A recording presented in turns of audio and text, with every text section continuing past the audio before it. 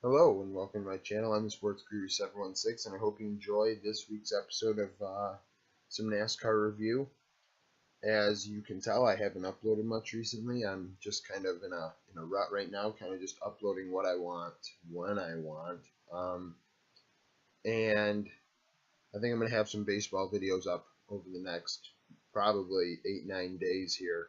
Once I start getting them rolling, they will be produced daily. Um, so NASCAR. This week, Brad Keselowski won the race at Vegas. It was a better race than the week before.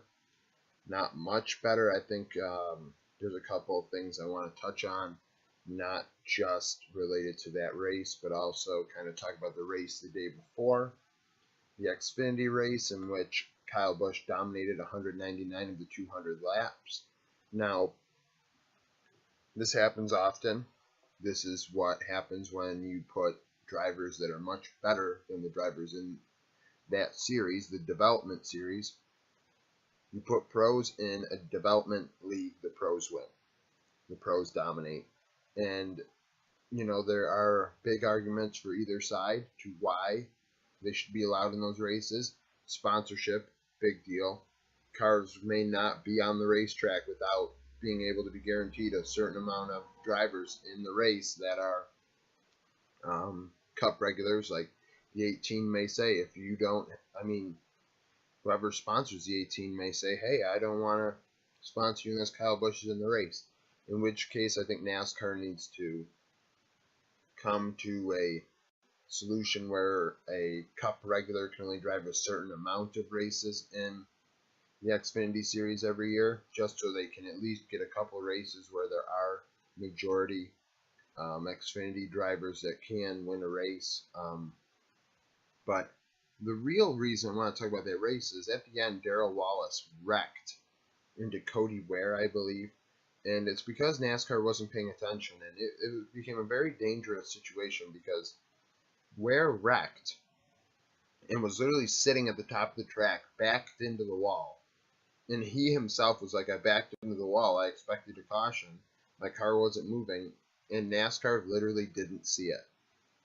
And another driver, Darrell Wallace, wrecked and checking up at the last second, seeing him, his spotter checking up. And he hit the wall, He hit the driver, he hit the wall. And he's lucky he didn't kill the guy. He's lucky. And it's a dangerous situation. NASCAR needs to really check itself because you're in a situation now where you've got cars going 200 miles an hour and you've got these cameras all over the racetrack, yet you don't see a car spun out into the wall. And, you risk a driver's life. There's spotters all around the track. How do you not see that? And NASCAR acknowledges, yeah, we screwed up. We waved the flag too late. Hey, acknowledging it's fine. You're trying to cover your own butt. I understand. But something's got to change.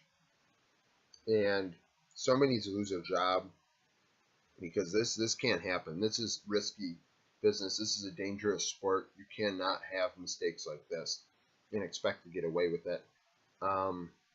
Also, I want to say all weekend long the wind was crazy according to drivers.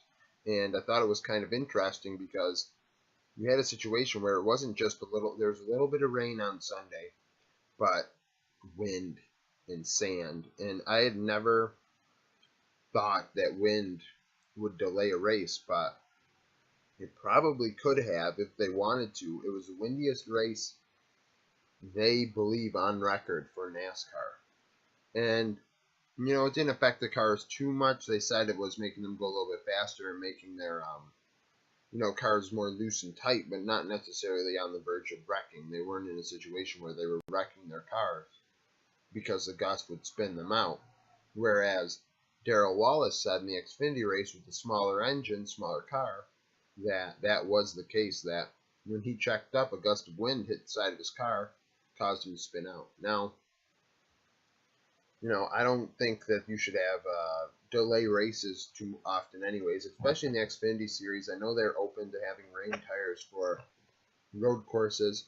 I wonder why they may not want them for all tracks. At least have a standard set that may not be great for that specific track. Like, you have mile and a halfs that all look the same, drive very similar. Why don't you just have the same set of rain tires for those races?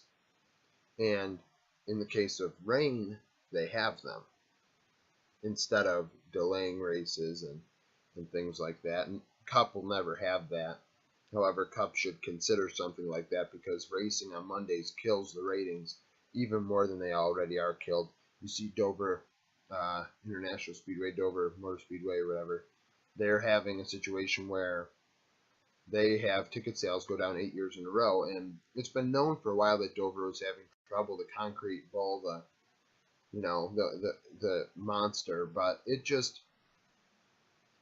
is a situation where NASCAR needs to really think about how they want to handle this.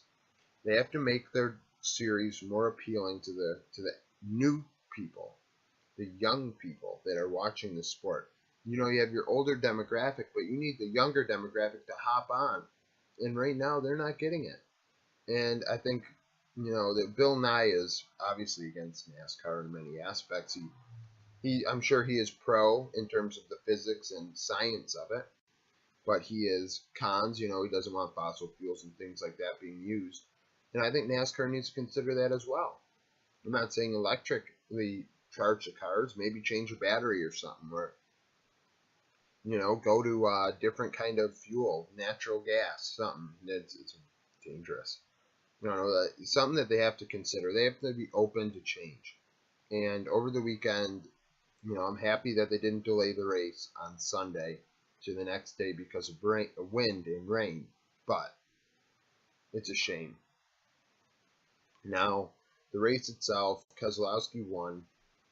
I was happy that the Gibbs Toyotas were not up there dominating. I was afraid at the end that Kyle Busch would win the race because he all of a sudden came out of nowhere and it was like, oh crap. Is he going to just pull something off that's really, really crazy and win the race? But he didn't. Keselowski won.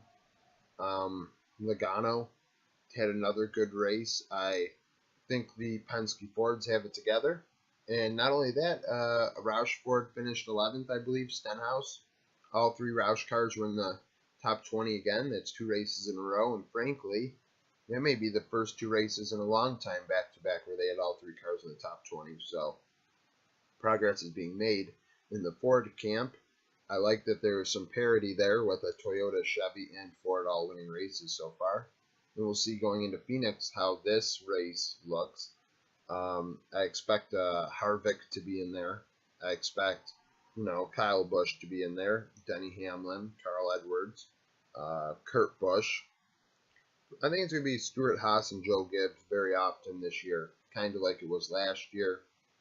And who knows, Jimmy Johnson, you can't rule him out at all. But last week, it was a race where you pretty much knew towards the end that Keselowski was going to win. Kyle Busch started having poor tire troubles. And, he took a risk taking 2 tires and it backfired in the end. So, he gained track position, but he didn't win the race. And if he had 4 tires, maybe he had a car decent enough to get through there. Who knows? But the race was all right. The whole weekend was a good weekend. I think it was better than Atlanta. Atlanta's race was very long. It was a long green flag run. Las Vegas, it also had a long green flag run where a lot of cars went a lap down at one point. And I think NASCAR needs to really consider changing the way they handle their race weekends and try and appeal to a younger demographic because right now they are losing viewers and losing ticket sales like crazy. And you watch a race and you see so many empty seats and you think to yourself, well, why is that? It's because they're not appealing to the younger demographic. It's not because it's boring, it's because you're not appealing to the younger demographic. You can get that done. There are ways to do it, and maybe I'll do a video on it one day, not like I'm a marketing expert, but at the same time, it's common sense and obvious in some ways how to increase your marketability to the younger demographic. So, yeah.